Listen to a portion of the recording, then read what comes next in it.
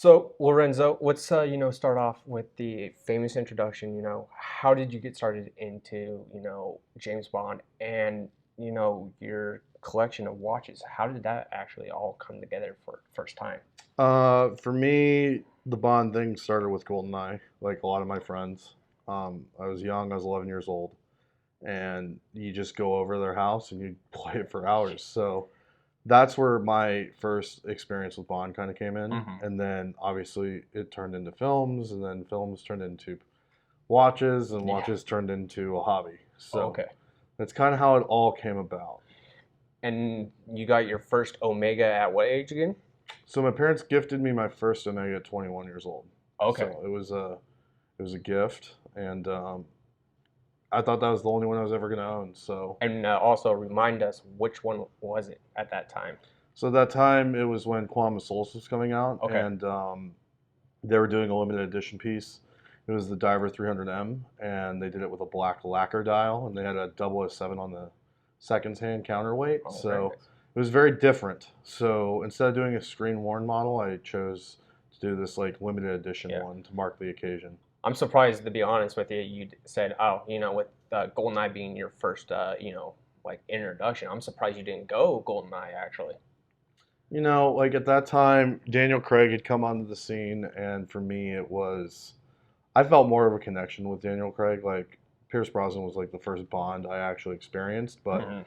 I don't know. After Pierce like was done with the role, I kind of was just like done with the character for a minute. Yeah, I was graduating high school and stuff, and I just wasn't thinking about it. So then when Casino Royale came out on the scenes, I just felt this new renewed connection to the character. yeah, and you're a few years older than me, of course, and I remember, of course, GoldenEye was the video game, of course, was such a huge impact. That's how I got started as well. You know, starting off with that, it grew off to, branching off to, having a father take you to the video store, picking up a movie, which of course was Thunderball for me. Right. I saw Thunderball and I was absolutely hooked. Then I think it was actually like, I think my uncle's mother, she had said, there's more movies, and especially based off that video game that you and your cousin are playing. I was like, really? And it's like, yeah, you should probably watch Goldeneye because it's one of the most recent films at that time. Right. And so I watched Goldeneye and I was like, wait, this is fucking amazing. Like, Yeah. are you serious? And it's like, I became instantly hooked. So how is old Q?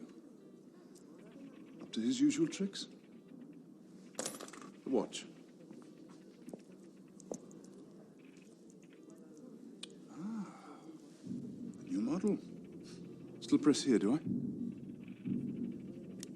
Yeah, that was kind of how it was for me because as a kid, you kind of see the gadgets and you see the cars and the girls, and you just fall into this wonderful world of James Bond. So Yeah, and it's like, you know, you grow that, like you said, that attachment to the character. And it's like, I really remember the first time I grew the attachment. Like, it was full on. Like, I think probably Live and Let Die is what really pushed it for me.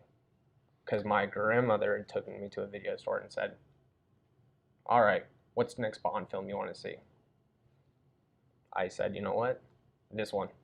Grabbed it off the shelf, put it in VHS player at that time. Of course, my grandmother and grandfather would fall asleep in their recliners, and it's like, okay, this is where it truly began. And of course, at that time, Roger was wearing the Rolex Submariner, and as the films progressed, they went to, of course, uh, Tag, hmm then Omega, I should say, since we're not going to call it Omega. Um, potato potato. It right? doesn't really bother me either way. But they introduced Omega for Pierce Brosnan's Bond, and of course, Brioni had tailored for him. Uh, Daniel Craig carried on with Omega as his watch. in his films, and now we are here in current day with No Time to Die, hopefully getting released here in October. And today you actually have the lovely Omega on Yeah, for I that film. do. I have my No Time to Die on, or 007 edition, as they like to call it officially. Well, what is the official terminology of the watch? Official name is Diver 300M Okay, 007 edition, okay. but And it's been coined the No Time to Die watch. okay. Your watch. How strong is it? It's fairly strong. And now, is that watch only a limited run, or can you actually still pick it up from a boutique or boutique? My bad. Uh, So it's a limited production. So there's no real number of set for how many they're going to make, but Omega has said that they were going to wait up until the next film, but that was at the beginning before we had a pandemic, yeah. you know. And so I don't know how long it's going to stay, available. I would figure like at least till after the movie comes out. Yeah. But yeah, if you're on the fence about it, I would say you should pick it up sooner rather than later. Absolutely. So, you give us a breakdown on the watches that you have, and unfortunately, you did not bring your collection with you today. I can't actually because half of them are being serviced, so Oh, so I can't bring my collection today.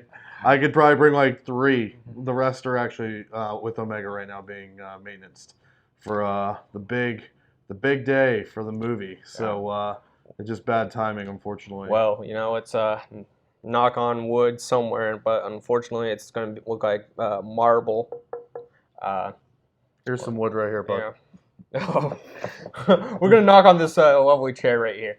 Hopefully, it comes out in October like planned. Yes, I have a strong feeling we're going to see No Time to Die. Now, Very soon. I remember you and Chris Morales, that one Bond guy, made a little bit of a bet. It was if the gun barrel was gonna come out and be in the start of the film. Is that still going on? That is a deal, and I will tell you, I'm looking forward to my steelbook from Mr. Morales. So when that movie finally comes out, I expect it being dropped off by Amazon, nice and tightly wrapped with my name on it. I guarantee you that steelbook is going to look absolutely amazing. I might not even open it. I think I'm just going to keep it as a trophy. And say, sorry, Chris, this is the lovely thing that you owed me and you lost the bet on. It's going to say, there's going to be a little plaque underneath. It's going to say, that one time Lorenzo won. Well, I'm funny. I'm glad you're making a funny joke about, making a little plaque out of it, because I think that may actually be a good way to do it. So, with your collection rapidly growing and, this being Daniel Craig's last Bond film, what is your plan for, future films? Are you going to continue the grow? Are you going to just stick with the Craig tenure? What are you thinking? I think I'll just give them all away. No, I'm just kidding. Yeah, I was going to say, if you're giving them all away, feel free. You have my number. I come down here on a frequent basis. Give me a call. I might take 1 or 2. And I might need to pawn them for some gambling money. I'm just kidding, everybody. That would not be nice to him in return. Honestly, for me, I don't know. Like I'm gonna keep collecting. Obviously, if they stay with Omega, great. If not, I'll have to cross that bridge if it comes. I don't really put too much thought into it. I'm more interested in what's in front of me rather than what's ahead.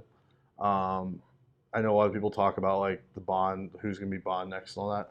Honestly, I just want to enjoy Daniel's last swan song. Like I feel like a lot of people are focused on what's next, and I do want to like take the time to really enjoy what Daniel has done and send him off the right way. So. Yeah, and I think that will be key leading up to the next film. They need to find, the true way of sending him off, and hopefully when No Time to Die does come out, and when we do see it, it is a proper way. Because, there is the rumor of him getting killed off. I don't think that's the right way to handle it.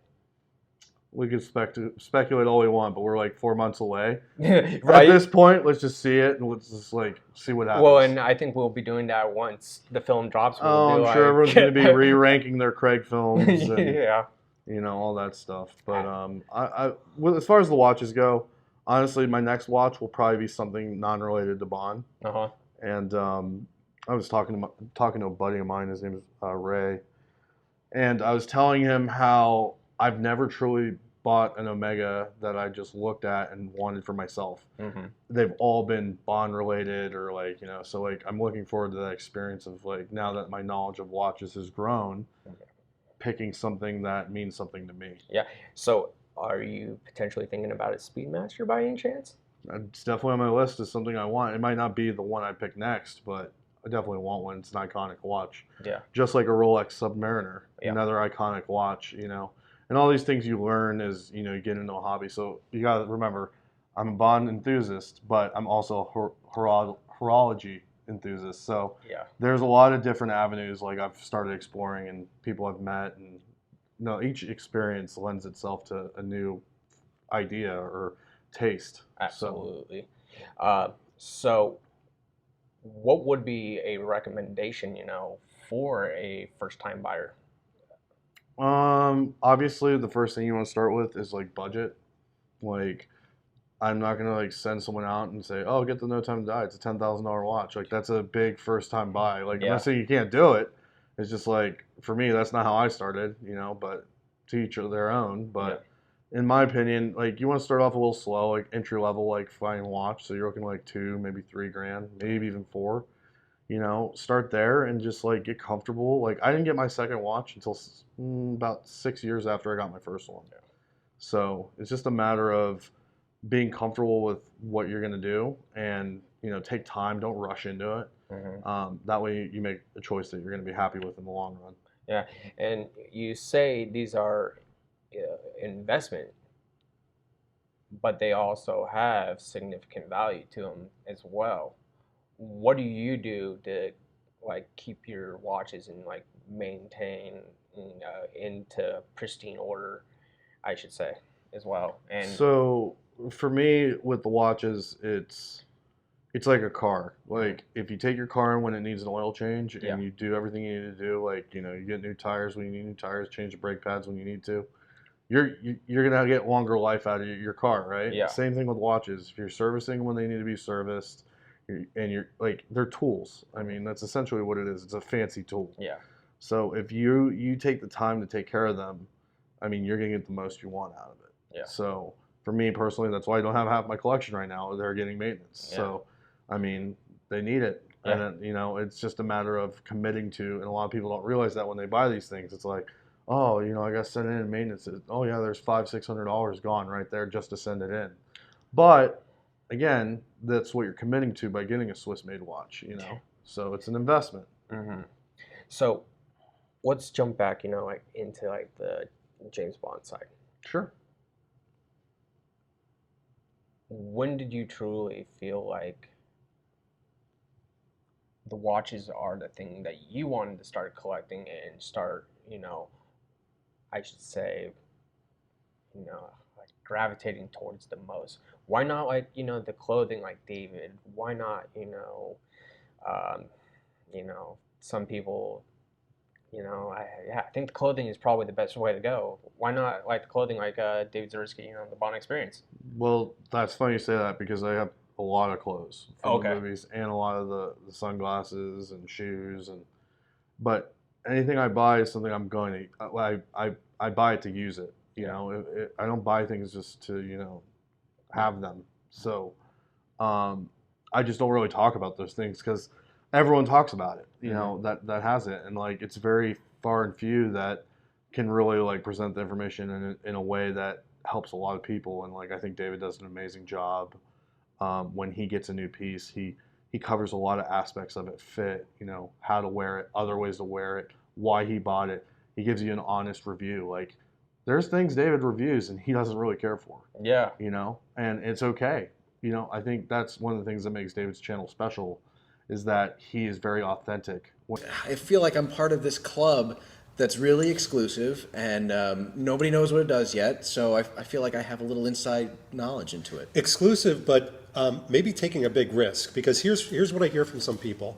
or they'll ask me this question I want to ask you. They'll say, well, David, you got the watch, or you got the suit, or you got this. Like, you're getting a lot of pieces from a movie that you don't know if it's going to be one that you like or not. True. So what happens if the movie comes out and you don't enjoy it?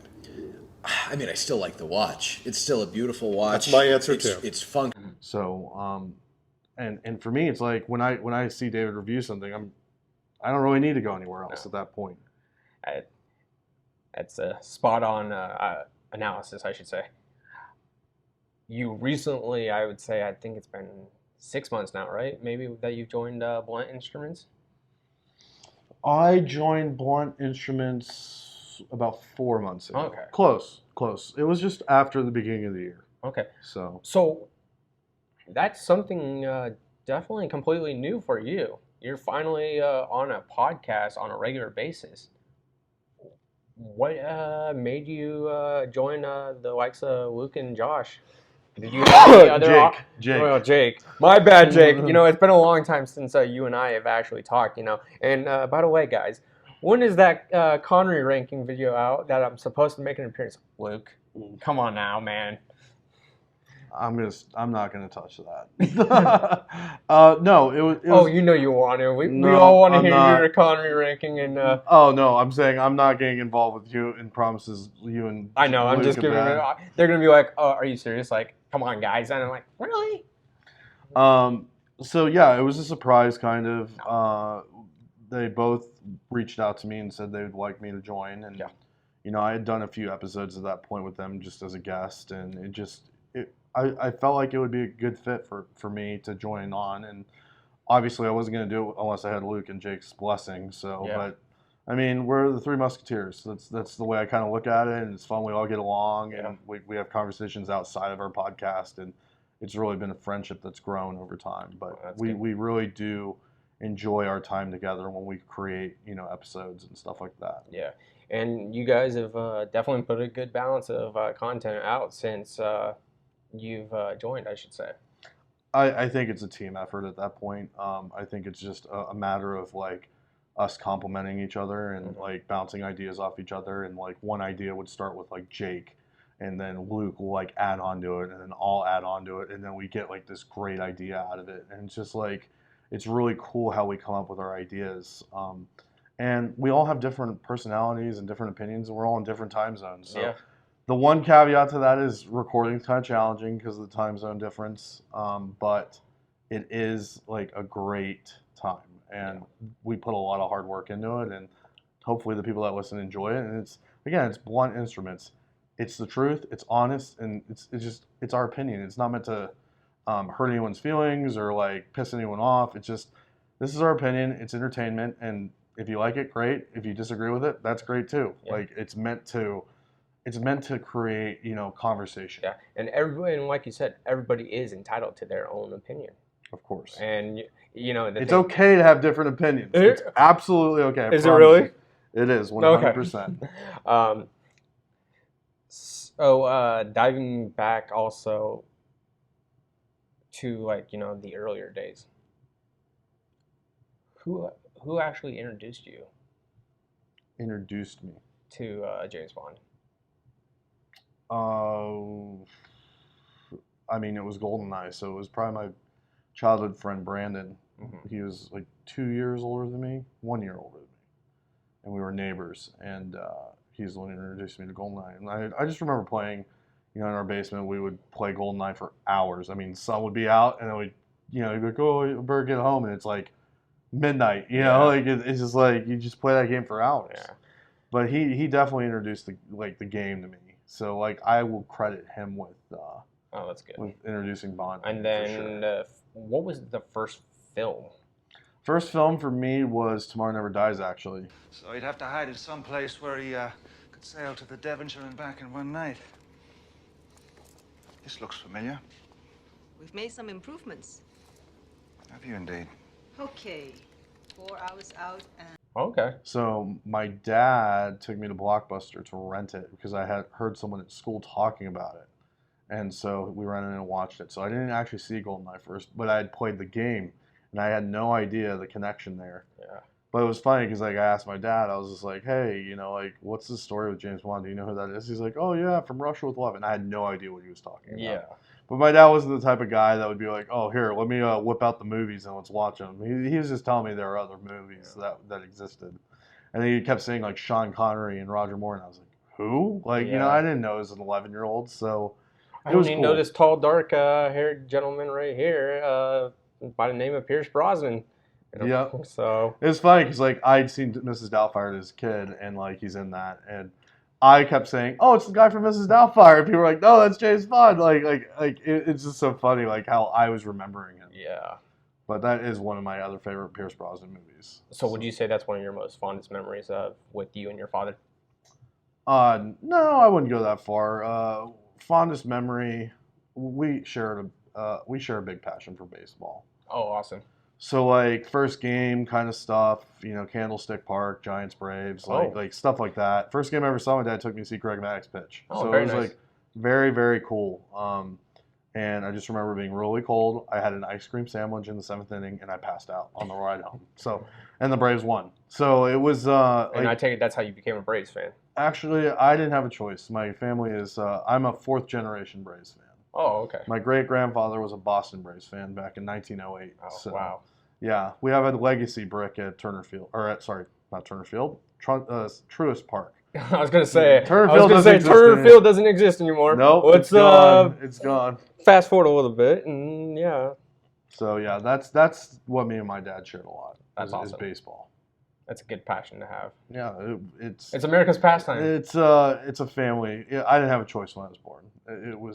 It was a prerequisite of being an Anselmo. And also, most people don't realize you also played back in your earlier days too. And I know I'm diverting from James Bond, but let's go back to the a little bit more personal and talk about. Yeah, I played varsity baseball. I played in college a little bit up in Northern California, and then I played in the Latin League here in Las Vegas for a little bit, and then I played some adult ball, just rec ball, and about 2 years ago I said I was done, and I'm good with it. Like now I'm just a fan, and I love watching baseball. Yeah, and like I said, with all the changes that baseball keeps on bringing, do you think you would still want to be playing?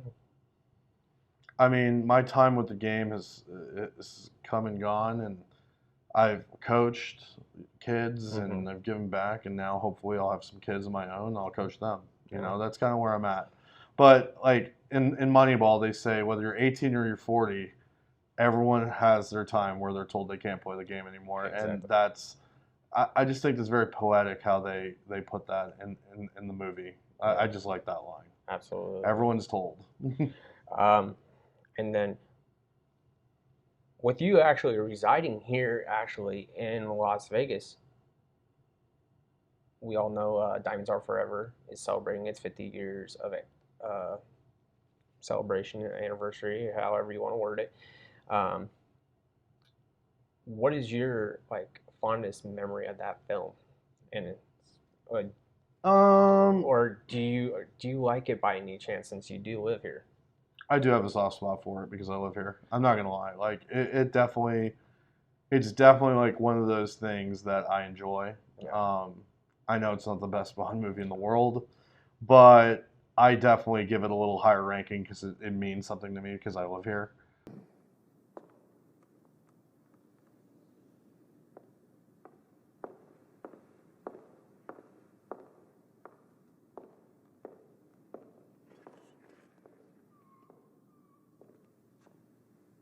Good evening, Mr. Bond. Blofeld. Good evening, 007. Favorite part? I don't know. I love the beginning. I love him throwing Blofeld. Yeah. into the steaming mud or whatever you want to call it.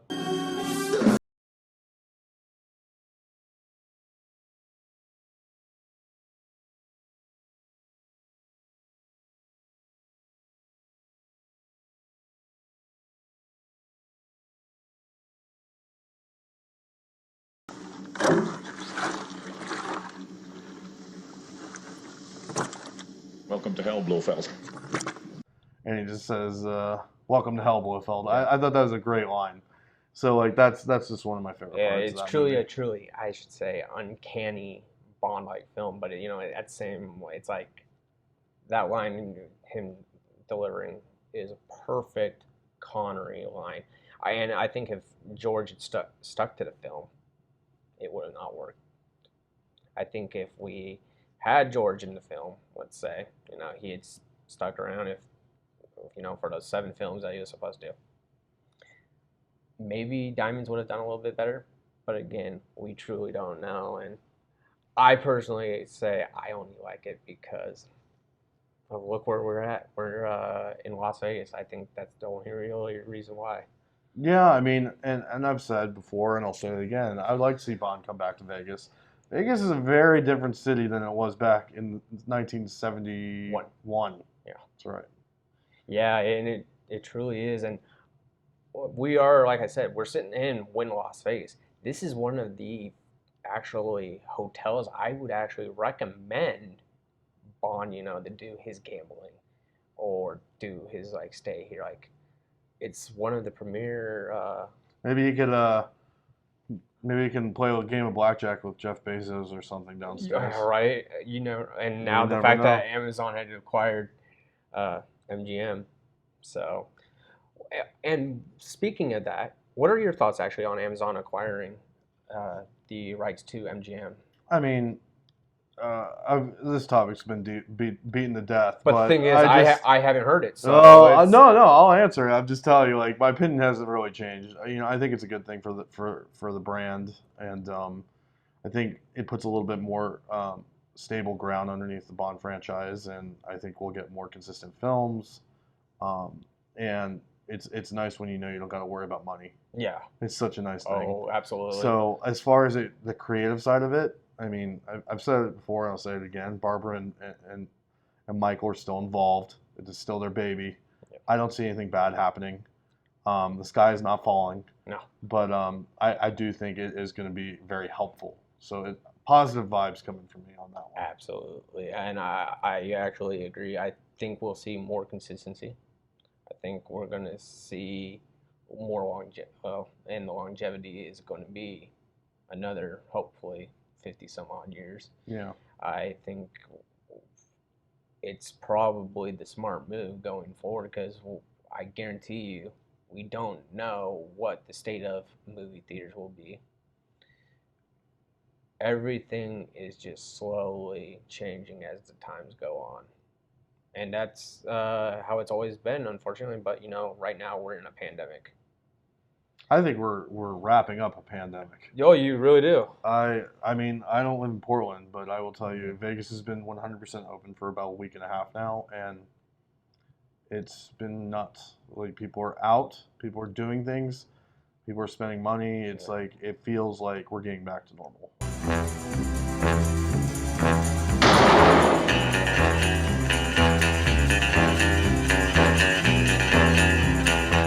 Number 1, Casino Royale. Number 2 is Goldfinger. Number 3 is Skyfall. Number 4 is From Russia with Love. And number 5 is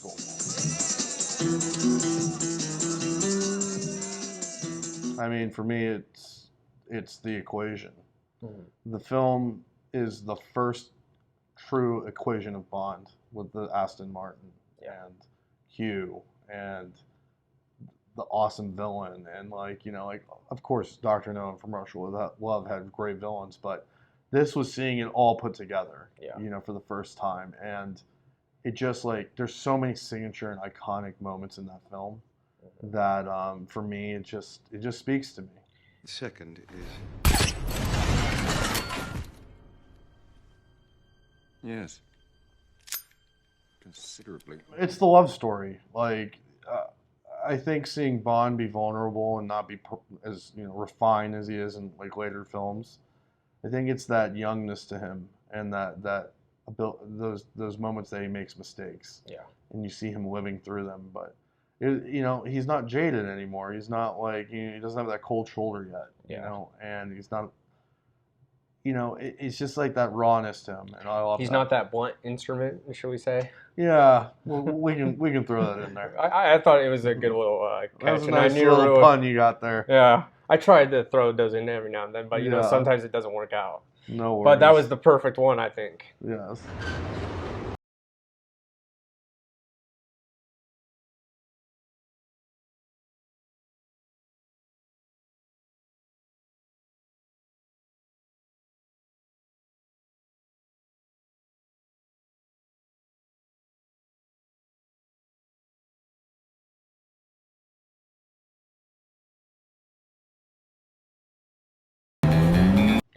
Skyfall is just like a modern day Goldfinger in my eyes, kind of. Just the equation again. We go back to like how things are done in it. I think M, hopefully you've seen the movie by now. So if I say this, don't get upset.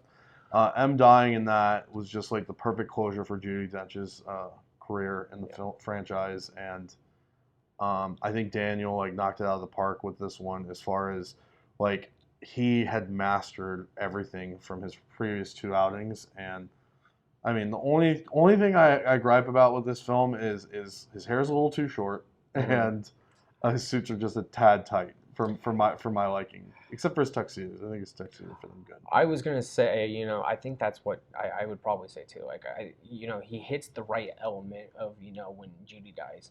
Yeah.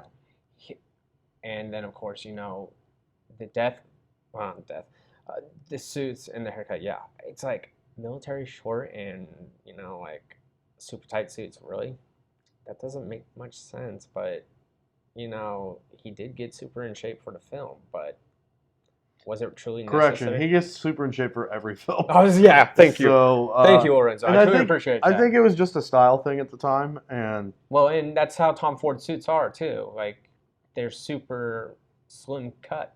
The film, aren't they? I've never actually. Let's just say this: I've actually never got to see one up close. The only time I really get to see one, is when David puts them on, and that's over, computer or cell phone. And I don't get a full on perspective, but I know you have seen them. Like, the thing with suiting is, and this isn't just Tom Ford. And I'm not a sartorial expert at all, and it shows when I'm always wearing those T-shirts. It's honestly, when it comes to suiting, it's all preference, and obviously whoever's making the suit, their abilities definitely play a part in how the suit's going to look after they alter it to your body. So anytime you do a bespoke suit, it's going to really be what you're saying, how you want it to fit, versus something off the rack, And you truly think that was probably Craig's idea, that he wanted it probably? I think there was some influence from the styling trends of 2012. There was a lot of tight-fitting suits and skinny lapels and skinny ties going on at that time, and Bond is a time capsule, and so every time there's a fashion trend or something, and again, Craig plays a very heavy part in the sartorial aspects of the character. So we see a lot of his influence coming into Bond's world. So, and Daniel Craig's a very fashion-forward gentleman. He dresses very well. And it shows on in pictures, and especially at the press conferences as well. So, I mean, I think for him, it was, at that time, that's what he wanted to do. And you know what? I don't think it looks horrible. Let me clear that up. Yeah. I just, in my opinion, I like him in a more like not as tight-fitting suit. I think he looks better when it's a little more relaxed. I think you hit it right on. An ordinary black leather case with 20 rounds of ammunition here and here. Now, if you take the top off, you'll find the ammunition inside. On the side here, flat throwing knife. Press that button there, and out she comes. What's your thoughts on the, I should say, is Rosa Klebb more the villain, or is it Red Grant from Russia with Love? Oh, it's Red Grant, for sure. Okay. Like, he's the henchman, but he definitely, like, fits the bill of, like, a heavy. Klebb is just, to me, Klebb is a henchman also. Like again, she's being directed. Yeah. It's the mystery of, like, Blofeld not coming to the forefront yet, which is kind of cool. Siamese fighting fish. Fascinating creatures. Brave, but on the whole stupid. Yes, they're stupid. Except for the occasional one such... But yeah, Red Grant just, he's the equal adversary for Bond in that movie. So.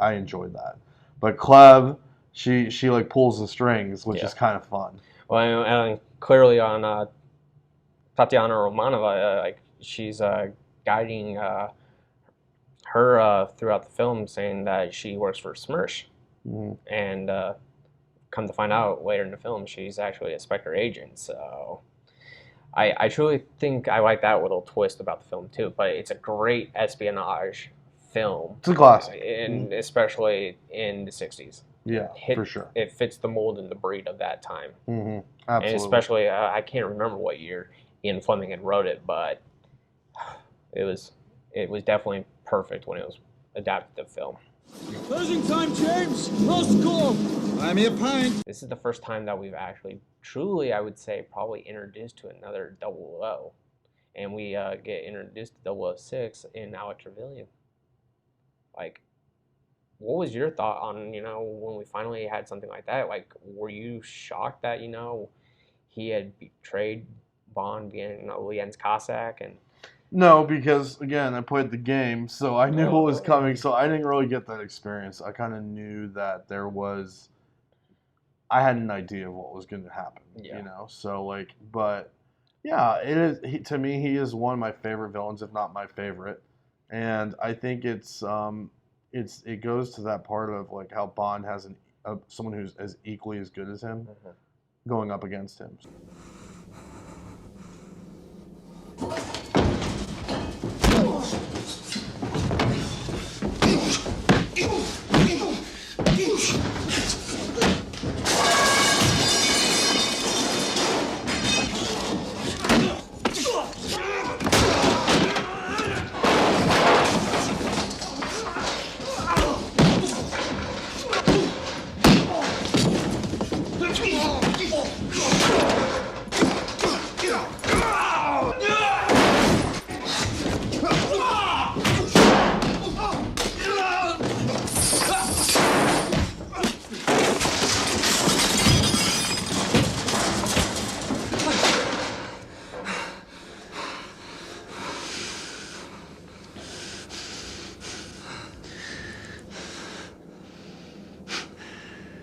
James, I was always better.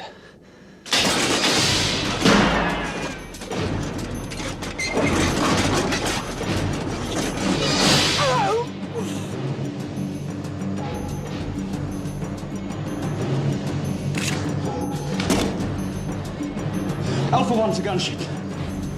Alpha wants a gunship.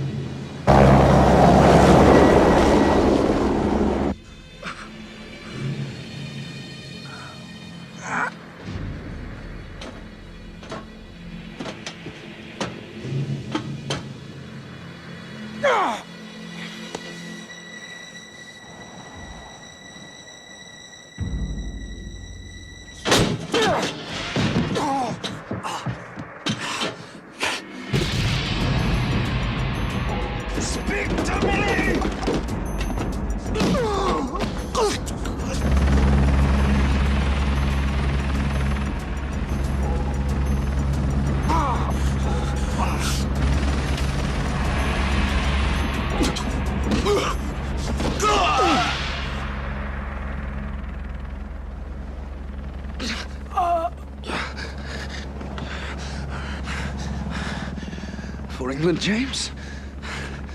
No.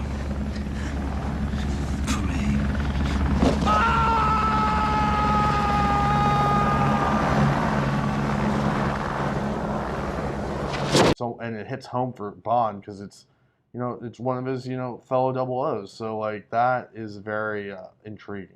Yeah, I like that aspect. Former SAS types with easy smiles and expensive watches. Rolex. Omega. Beautiful. First advice is, if you're buying used, take your time. Take your time, do your research. It's number one. Number two, set a budget for yourself. Don't just go willy-nilly and just be like, oh, you know, like, understand the pricing of the model you're looking at if you're buying used. If you're getting a brand new one, clearly you can shop around for a deal, or you can just go to the boutique and just pay full retail, and, you know, no worries in that direction. And number three is get something that you want. Don't get something because someone else tells you to get it or because Bond's wearing it. Make sure it's something you truly want to wear. I think that's a lot of times I see people doing that. They buy something because they see it on someone else or there's other influences, and then they get it and then they don't really wear it because they don't really care for it for themselves. So make sure whatever you're getting, you want it because you want it. So, Lorenzo, I want to thank you for taking time Thanks and for having me, doing Brian. I this. appreciate it. And you can check out Lorenzo on Blunt Instruments Podcast and his own personal recommendation site. If you want to call it a recommendation site, but you know where he shows off his watches the most, Omega Bond Watches. Lorenzo, once again, thank you so much, man, and taking the time to clear the schedule. Yeah, and no I'm worries, glad man. we finally got to do this in person. Yeah, it was fun, man. Thanks for having me. I appreciate it. Absolutely, man. Thank you so much once again.